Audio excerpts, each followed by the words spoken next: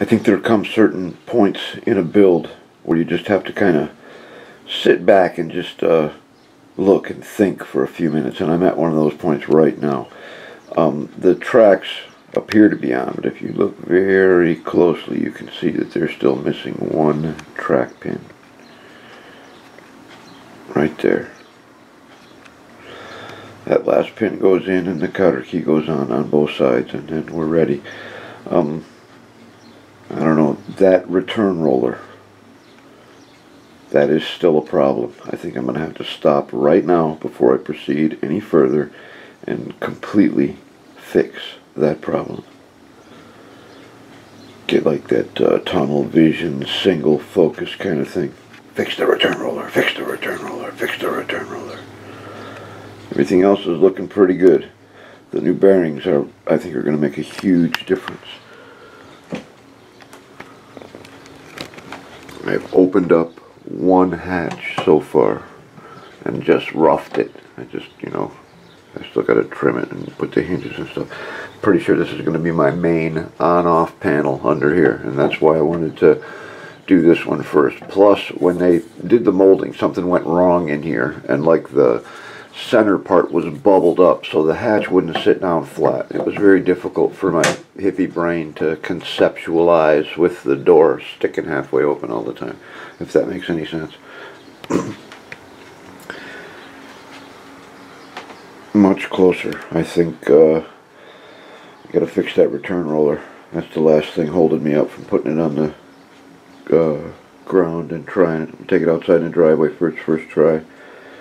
I gotta get the dolly in here to set it down and to wheel it over to the door. Right now I think the tank probably weighs right about 70 pounds. It was at about 50 pounds with just the tracks and suspension and road wheels and stuff, and I've added about 15 pounds of motor. They're about 7 pounds a piece, and almost 3 pounds of battery. I think it was 3 pounds. Anyway, I think about 70 pounds is where it's at right now, almost to the point where I won't be able to handle it by myself anymore, but for now I'm still okay. So, like I said, we're going to do a little more pondering, a little more thinking, fix the return roller, and that's your tease for today. See you next time. And just kind of continuing with the whole tease flavor, getting there slowly. There she is. She's on the floor, ready to go. All that's necessary at this point is to plug in the battery on the LVA and turn on the radio and the switch and see if she'll cruise down that hallway and run over them flip-flops. I think I'll go have a smoke and think about it for a little while. Alright, it's kind of windy out, so I'm not sure what that'll do to the sound, but this thing,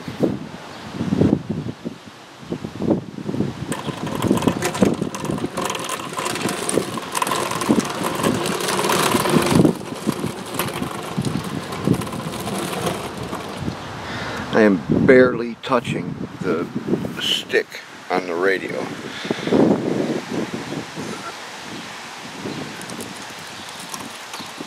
I'm afraid to push the stick all the way forward. The torque and the power in these motors is just ridiculous. It is incredible.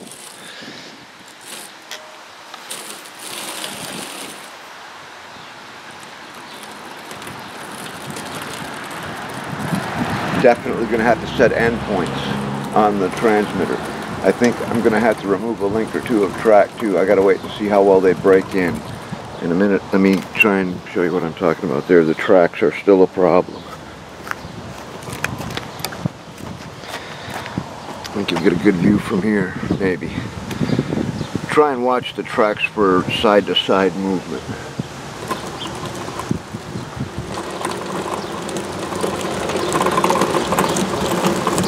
It's hard to see on the video, I can tell, but I can see it pretty good in person.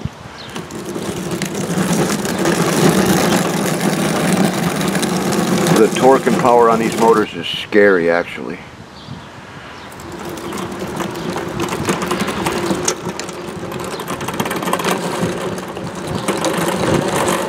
That's like not even a quarter throttle, not even close to a quarter. Got a little nosedive there. I'm definitely going to have to set endpoints.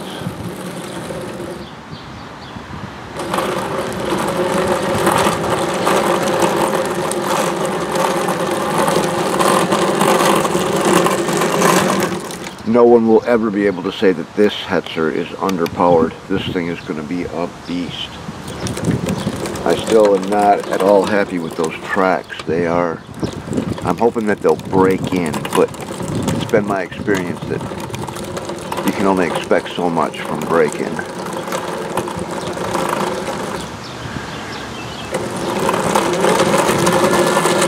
Not even a quarter throttle.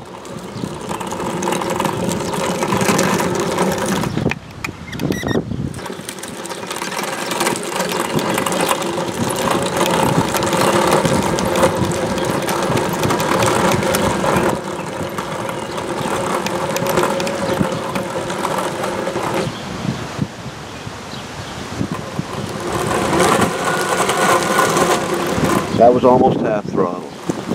This thing is just,